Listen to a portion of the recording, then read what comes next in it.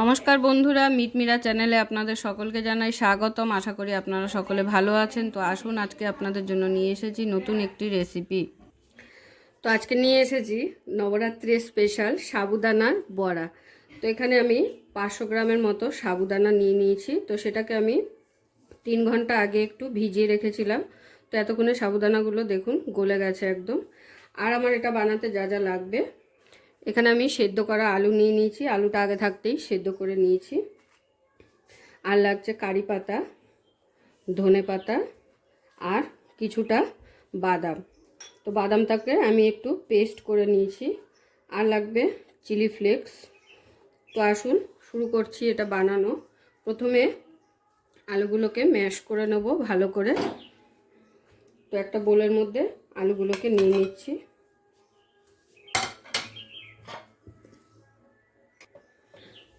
তো এবারে প্রথমে আলুগুলোকে ম্যাশ করে নেব একটু।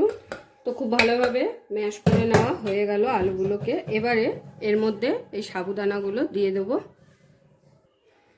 তো এবারে সাবুদানার মধ্যে যে বাকি জলটুকু আছে সেই জলটুকু কিন্তু নেওয়া যাবে না। জলটা কীরকম ঝরিয়ে ঝরিয়ে আলুর মধ্যে নিয়ে নিতে হবে। তো সমস্ত সাবুদানা এর মধ্যে নিয়ে নিয়েছি। এবারে এর মধ্যে দিয়ে দিচ্ছি পরিমাণ অনুযায়ী লবণ। কম দিই, পরে লাগবে। এরপরে দিয়ে দেবো কারি পাতা। কারি পাতাগুলো একটু কেটে নিয়েছি ছোট ছোট করে। আর দিয়ে দিচ্ছি ধনে পাতা।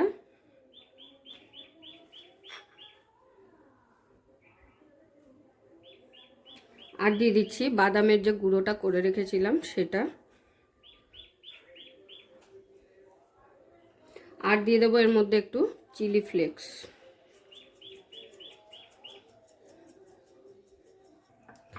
তো এবারে এই সমস্ত কিছু একসাথে খুব ভালো করে মেখে নিতে হবে একটু।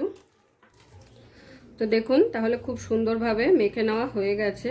তো এর মধ্যে এবারে দিয়ে দিচ্ছি একটু ঝালের জন্য কাঁচা লঙ্কা কুচিয়ে দিলাম। কাঁচা লঙ্কাটা দিয়ে কাঁচা লঙ্কাটাও আবারও খুব ভালোভাবে একটু মাখিয়ে নেব। তো মাখিয়ে নেওয়া হয়ে গেছে। এবারে হাতে একটু তেল মাখিয়ে এগুলো একটা শেপ দিয়ে নেব। তো এবারে একটু তেল নিয়ে নিয়েছি বাটিতে। এই তেলটা একটু হাতে ডলে নেব। এবারে একটা করে এরকম অল্প অল্প নেব আর সুন্দর করে একটা শেপ দিয়ে নেব।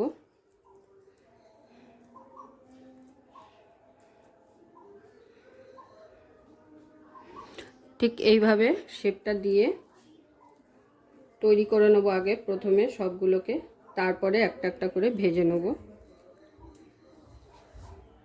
তো এবারে বড়াগুলো ভাজার জন্য আমি এখানে নিয়ে নিয়েছি কড়াই। আর কড়াইতে দিয়ে দিচ্ছি তেল। তেলটাকে একটু খুব ভালো করে গরম করে নিতে হবে। আর যেহেতু বড়া ভাজবো তো সেই কারণে তেলের পরিমাণটা কিন্তু একটু বেশিই লাগবে। তো তেলটা কতটা গরম হয়েছে এর মধ্যে একটুখানি দিয়ে দেখে নিচ্ছি। তো তেলটা খুব সুন্দরভাবে গরম হয়ে গেছে। এবারে তেলের মধ্যে একটা একটা করে এইভাবে ছেড়ে দেবো। তো যতক্ষণে বড়াগুলো ভাজা হচ্ছে ততক্ষণে আমি একটি চাটনির জন্য রেডি করে নেব। তো চাটনির জন্য এখানে নিয়ে নিয়েছি 3টে টমেটো। টমেটোটাকে এবারে কেটে একটু পাতলা পাতলা করে কেটে নেব।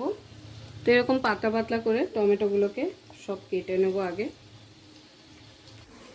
पापा ना आ रहे हैं।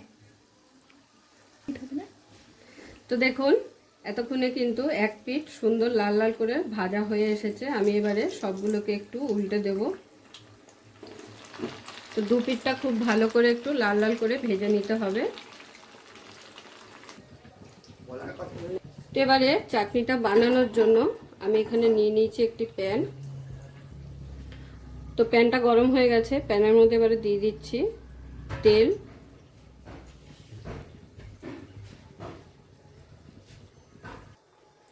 তো তেলটা খুব ভালোভাবে গরম হয়ে গেছে। এবারে তেলের মধ্যে দিয়ে দিচ্ছি 6টা শুকনো লঙ্কা। শুকনো লঙ্কাটাকে একটু ভেজে নেব। আর দিয়ে দিচ্ছি এর মধ্যে কটা গোটা ধনে।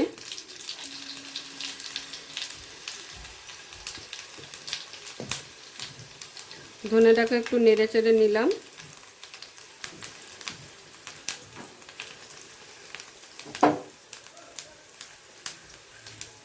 এরপরে দিয়ে দেবো বাদাম।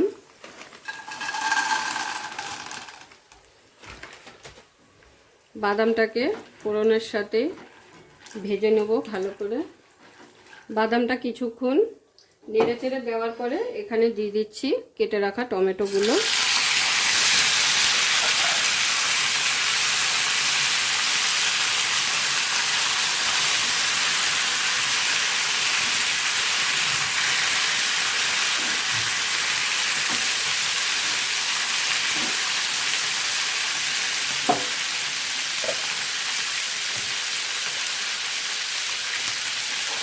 টমেটোটা যাতে খুব তাড়াতাড়ি নরম হয়ে যায় সেই জন্য দিয়ে দিচ্ছি সামান্য পরিমাণে নুন।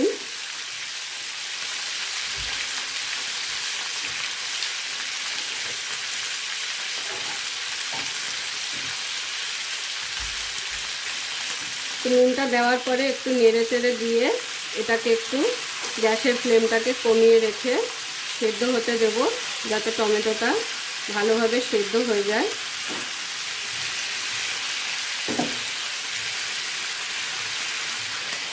ঢাকা দিয়ে দিলাম 3 থেকে 4 মিনিটের জন্য। তো ততক্ষণে বড়াগুলো আবার চেক করে নেব। তো এতক্ষণে দেখুন বড়াগুলো বেশ লাল লাল করে ভেজে নেওয়া হয়ে গেছে। এই যে আশা করি দেখে বুঝতেই পারছেন, ঠিক এরকম একটু লাল লাল করে ভেজে নিতে হবে। তো এবারে আমি বড়াগুলোকে এক এক করে তুলে নেব। প্রথমে একটি ছাঁকনির মধ্যে তুলে নিচ্ছি যাতে তেলটা ভালোভাবে ঝরে যায়। তো দেখে বুঝতেই পারছেন ছাঁকনিতে তোলার কারণ প্রচুর পরিমাণে তেল বেরাচ্ছে। তো সেই কারণে প্রথমে ডাইরেক্ট তুলে নেবেন না, এরকম একটা ছাঁকনির মধ্যে আগে একটু তুলে নেবেন। এরপরে একটি প্লেট নিয়েছি, প্লেটের ওপরে নিয়ে নিচ্ছি টিস্যু পেপার। আর এই টিস্যু পেপারের ওপরে এগুলোকে রেখে দিচ্ছি যাতে করে তেলটা খুব ভালোভাবে এই টিস্যু পেপারে চুষে নেয়।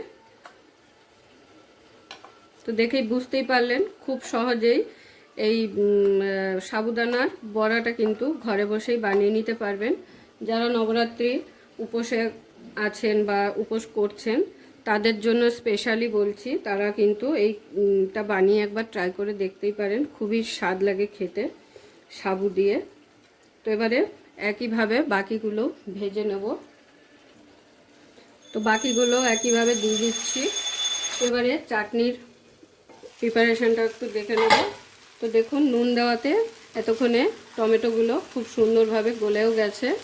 তো এবারে আমি এটাকে নামিয়ে একটি মিক্সিং বোলের মধ্যে নিয়ে নেব। তারপরে ঠান্ডা করে এটার একটা পেস্ট তৈরি করে নেব। তো একটা টিপস বলে দিই, টিপস কিছুই না, এই চাটনিটার মধ্যে আপনারা চাইলে রসুন অ্যাড করতে পারেন। যেহেতু নবরাত্রি স্পেশালভাবে আমি তৈরি করছি, তো নবরাত্রিতে পেঁয়াজ রসুন চলে না, যারা জানেন তো তারা অবশ্যই বুঝতে পারবেন। তো সেই কারণে আমি এটার মধ্যে রসুনটা অ্যাড করিনি। তো আপনারা চাইলে এই চাটনিটায় রসুন অ্যাড করে বানাতে পারেন। যদি কোনো উপোসের দিনে বানান তাহলে কিন্তু রসুনটা চলবে না। আর যদি এমনি খাবেন মনে করেন তখন এর সাথে রসুনটা অ্যাড করে চাটনিটা বানাতে পারেন। তো এবারে আমি এটাকে মিক্সিং বলে নিয়ে নেব। তো চাটনি বানানোর যে পেস্টটা রেডি করেছি সেটা প্রথমে মিক্সিং জারে নিচ্ছি না, প্রথমে একটি প্লেটের মধ্যে ঢেলে নিচ্ছি, কারণ একটু ঠান্ডা করে নিতে হবে, তারপরে গিয়ে মিক্সিং জারে দেব। তো একটি প্লেটের মধ্যে নিয়ে নিলাম, এটাকে এবার একটু ঠান্ডা করে তারপরে পেস্ট করে নেব। তো চাটনির জন্য যে গ্রেভিটা রেডি করেছিলাম সেটা একটা প্লেটে রেখে দিয়েছিলাম ঠান্ডা করার জন্য। তো এটা এতক্ষণে ঠান্ডা হয়ে গেছে। এবারে এটাকে একটি মিক্সিং বোলের মধ্যে নিয়ে পেস্ট করে নেব সুন্দর একটা। এবারে এটা একটা পেস্ট তৈরি করে নেব।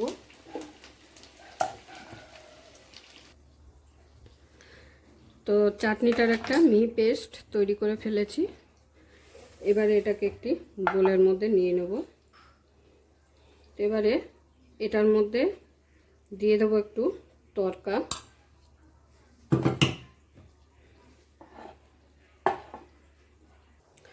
তো এবারে তরকাটা দেওয়ার জন্য নিয়ে নিচ্ছি একটি তরকা প্যান, আর প্যানের মধ্যে দিয়ে দিচ্ছি সামান্য তেল। তেলটা একটু গরম হয়ে গেলেই ফোড়নের জন্য দিয়ে দিচ্ছি এর মধ্যে 1 চামচ গোটা সর্ষে, আর দিয়ে দেবো কটা কারি পাতা।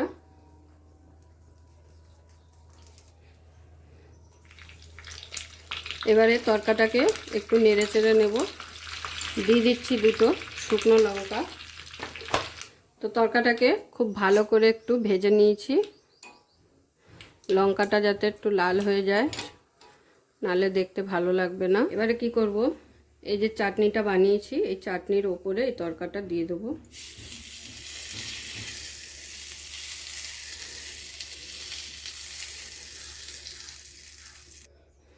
তো তাহলে আমার চাটনির বাটি কিন্তু একদম রেডি।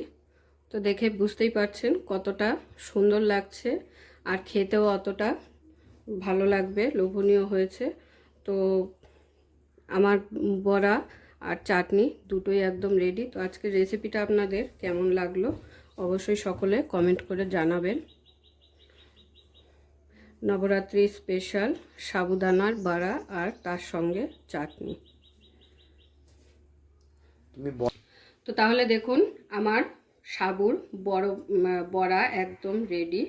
তো দেখে কেমন লাগছে, আর খুব কিন্তু খাস্তা হয়েছে। একটা আমি ভেঙে দেখাচ্ছি, এই দেখুন, আর এত সুন্দর মচমচে হয়েছে। আর তরকাও কিন্তু আমার মানে চাটনিও কিন্তু একদম রেডি। তো এবারে চাটনিতে ডুবিয়ে গরম গরম খেয়ে নিন, খুবই স্বাদ লাগবে।